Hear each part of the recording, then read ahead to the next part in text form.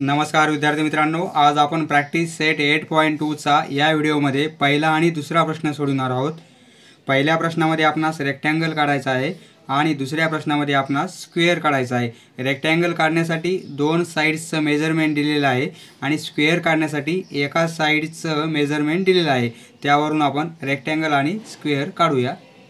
प्रश्न as it is blank पेजेसवर आपण लिहून घेतलेला आहे। आपणास माहित आहे रेक्टँगल म्हणजे काय, असा क्वाड्रिलॅटरल की ज्यामध्ये प्रत्येक अँगल त्या क्वाड्रिलॅटरलचा राईट अँगल असतो, म्हणजे चारही अँगल हे 90 डिग्रीचे असतात। तर अशा क्वाड्रिलॅटरलला रेक्टँगल म्हणतात। आता रेक्टँगलपैकी ही साईड दिली आपणास, एक साईड दिलेली आहे। समजा आपण ABCD रेक्टँगल आहे, त्यामुळे आपण ABCD हा असा रेक्टँगल, प्रत्येक अँगल हा आपला 90चा होईल आणि AB साईड दिली 6 सेंटीमीटर, ही 6 सेंटीमीटर आणि BC 4.5, B आणि C 4.5 या दोन ॲडजेसंट साईड्सचं मेजरमेंट दिलेलं आहे आपणास। आता हीच आपली रफ फिगर होईल। आपण आता फेअर फिगर काढूया। त्यासाठी स्केलने 6 सेंटीमीटर आपण डिस्टन्स घेऊ, फ्रॉम 0 to 6 A आणि B, AB 6 सेंटीमीटर डिस्टन्स काढलेलं आहे आपण। A पॉईंट आणि B पॉईंट, प्रत्येक अँगल हा आपला 90चा असतो, त्यामुळे आपण A पॉईंटवर 90 डिग्रीचा अँगल काढू।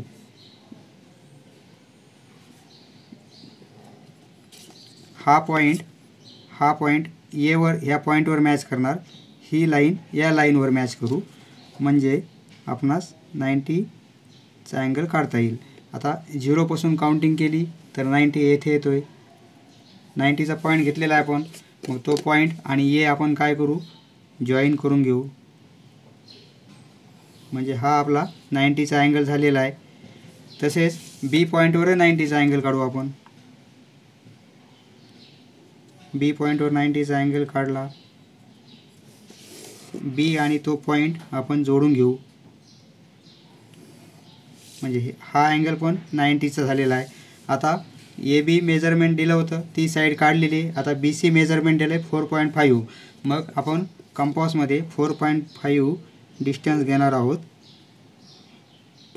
हे 4.5 आपण डिस्टन्स आता घेतलेला आहे।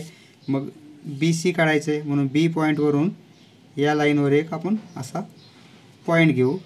हा पॉईंट, हा आर्क ज्या ठिकाणी इंटरसेक्ट होतो त्या पॉईंटला आपण C पॉईंट देऊ। हा C पॉईंट मिळाला आपणास, C पॉईंट। आता आपणास माहीत आहे रेक्टँगलच्या फ्रंट साईड्स ह्या इक्वल असतात, म्हणजे ही BC 4.5 आहे, म्हणजे ही AD ही पण साईड 4.5ची येणार आहे। मग त्याप्रमाणे आपण त्याच डिस्टन्सनं इकडे सुद्धा आर्क घेऊ शकतो, म्हणजे हा पॉईंट आपला मिळेल Dचा। आणि आता हे दोन पॉईंट आपण मॅच करून घेतले,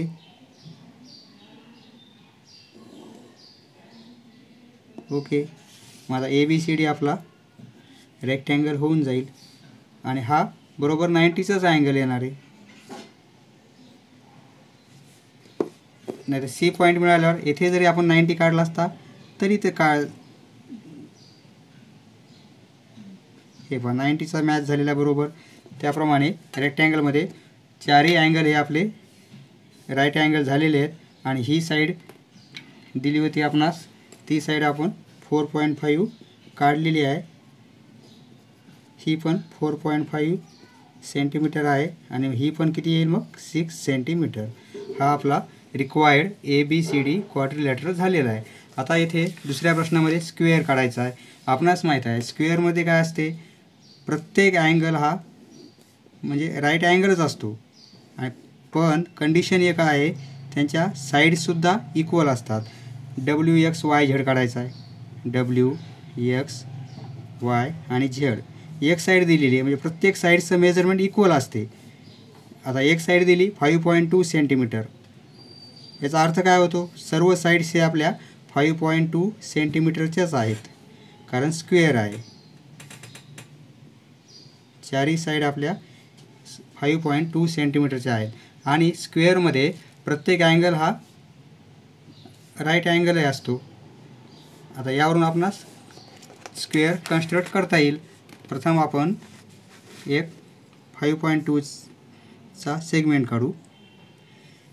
फ्रॉम 0 to 5.2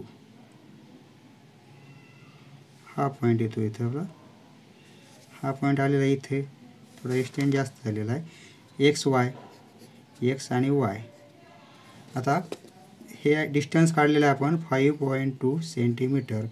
आता प्रत्येक अँगल कसा पाहिजे आपणास? राईट अँगल पाहिजे. म्हणून एक्सवर काय करू आपण? राईट अँगल घेऊ. एक्स पॉईंटवर हा 90चा पॉईंट घेतला. त्याप्रमाणे वाय पॉईंटवर पण आपण 90चा अँगल काढणार आहोत. हा 90चा. हे 2 पॉईंट मिळाले. हे 2 पॉईंट आपण एक्स आणि वायला मॅच करून घेऊ. म्हणजे हा 90चा अँगल झालेला आहे आणि हा पण येथे 90चा अँगल झालेला आहे.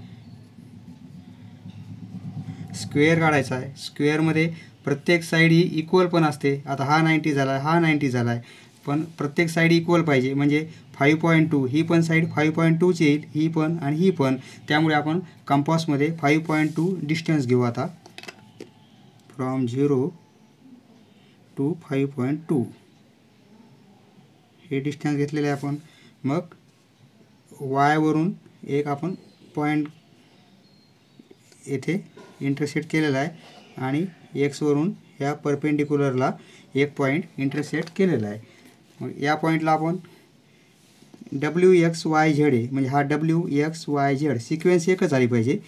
आता XY हे W होणार नाही, कारण WXYZ या सिक्वेन्स नाही. WXYZ XY जर ही साईड घेतली तर W हा पॉईंट येईल आपला. म्हणजे WXY आणि Z हा पॉईंट येईल.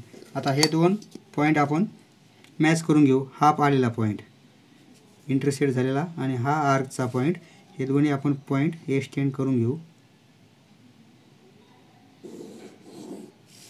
म्हणजे हा आपला रिक्वायर्ड स्क्वेअर होऊन जाईल. WXYZ हा पण 90चा अँगल होईल, हा पण 90चा अँगल होईल आणि प्रत्येक साईड आपली 5.2चीच आहे. 5.2 सेंटीमीटर. 5.2 सेंटीमीटर. 5.2 सेंटीमीटर. समजलं मित्रांनो? धन्यवाद. पुढचा व्हिडिओ पाहण्यासाठी चॅनल सबस्क्राईब करा. धन्यवाद.